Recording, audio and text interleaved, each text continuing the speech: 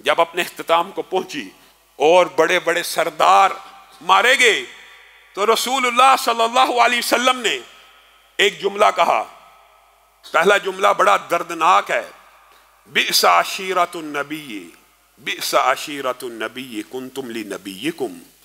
کتنا برا خاندان ہو تم اپنے نبی کے لیے. یہ کتنا برا خاندان ہے کسی بھی نبی کے حوالے سے. اس سے برا خاندان کون ہو سکتا ہے؟ کنتم لنبیکم، تم سے برا خاندان اپنے نبی کے لیے کوئی ثابت نہیں ہوا. کذبتمونی وصدقنی الناس، تم نے مجھے جھٹلایا اور لوگوں نے میری تصدیق کی.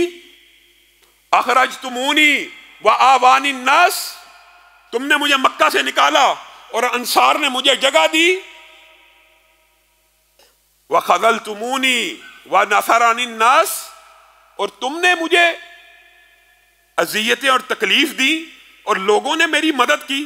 تم بدترین میرے خاندان کے لوگ ہو. یا عتبہ، یا شیبہ، یا ابا جہل، یا فلان. سیدی اس کے الفاظ ہیں حل وجدتم ما وعدکم ربکم حقا. یہ سارے کے سارے مرے ہوئوں کو رسول اللہ نے ایک گندے کنویں میں پھینکا، گندگی سے بھرا ہوا، گندی ٹاکیوں سے بھرا ہوا. جب یہ ساری لاشیں اس کنویں میں پھینک دی، پہلا جملہ جو آپ کے سامنے رکھا کہ کتنا برا خاندان ہو. پھر کیا کہا؟ یا عتبہ، یا شیبہ، یا ابا جہل، سب کے نام لیے.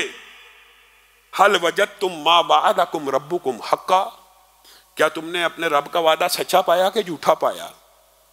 فواللہ انی قد وجدت ما وعدنی ربی حقا، اللہ کی قسم میں نے اپنے رب کے وعدے کو سچا پایا. حضرت عمر، جہاں پہ سوال بنتا ہو وہاں پہ سوال کیا جاتا ہے. حضرت عمر کہنے لگے اے اللہ کے رسول، آپ ان لاشوں سے مخاطب ہیں جن کے جسموں سے روحوں کو نکال لیا گیا ہے، آپ ان کے ساتھ کلام کر رہے ہیں. اس وقت رسول اللہ صلی اللہ علیہ وسلم نے عقیدے کا ایک باب بیان کیا جس سے انشاءاللہ آئندہ آنے والے خطبے میں اپنی بات کا آغاز کریں گے. رسول اللہ صلی اللہ علیہ وسلم نے کہا اللہ کی قسم جس طرح تم میری آواز کو سن رہے ہو اللہ تعالیٰ اسی طرح ان کو میری آواز سنوا رہا ہے، اور وہ یہ باتیں سن کے تکلیف اور اذیت کا شکار ہیں. عالم برزخ میں جو چاہے جب چاہے اللہ کی مرضی ہے کہ جو مرضی سنوا دے اور جس مرضی کو اوجل کر دے. یہ جو ہمارے معاشرے میں غلط العام ہے کہ مردہ زندہ سے بھی زیادہ سننا شروع ہو جاتا ہے. زندہ بیٹھے ہوئے ہیں، کوئی میرے کان میں بات کرے دوسرا نہیں سنتا، لیکن مرنے کے بعد یہ میرے کان میں بھی بات کرے گا تو پیر سن رہے. یہ عجیب و غریب کنسپٹ ہے. یعنی مرنے کے بعد صلاحیت کم نہیں ہوئی بلکہ بڑھ گئی ہے. یہاں پہ کوئی مجھے ملنے آئے، میرے ساتھ بات کرے، میں گفتگو سن لوں گا، لیکن پیر صاحب فوت ہو جائیں تو کوئی ان کی قبر پہ نہ بھی جائے، اپنے گھر سے بھی پکارے تو وہ سن لیں گے. اور دلیل کیا؟ یہی حدیث پیش کرتے ہیں کہ رسول اللہ صلی اللہ علیہ وسلم نے بدر کے کنویں کے اوپر کفار کو خطاب کیا تھا اور کہا تھا اسی طرح سن رہے ہیں جیسے تم سن رہے. بتائیے یہ دلیل عقل کے بھی خلاف اور منطق کے بھی خلاف. اور اگر دلیل بناتے بھی ہو، یہاں پہ سننے والے لوگ کون ہیں؟ بدترین کافر ہیں، بدترین ظالم ہیں، بدترین سرکش ہیں.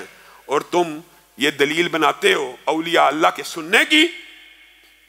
رسول اللہ صلی اللہ علیہ وسلم کے معجزے کے ابواب میں یہ باب بھی شامل ہے. اور عالم برزخ میں جو مردوں کی سماعت جہاں جہاں ثابت ہوتی ہے حدیث سے ہمارا ایمان ہے، وہاں وہاں ہم ایمان لے کے آتے ہیں.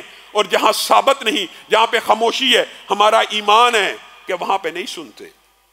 رسول اللہ صلی اللہ علیہ وسلم نے جب کہہ دیا کہ مردے کو جب قبر میں ڈالا جاتا ہے اور قبر میں ڈالنے کے بعد جب اس کے گھر والے، اس کے رشتہ دار یا اس کا جنازہ پڑھنے والے واپس لوٹ رہے ہوتے ہیں تو اس وقت جوتوں کی آہٹ کو بھی سن لیتا ہے.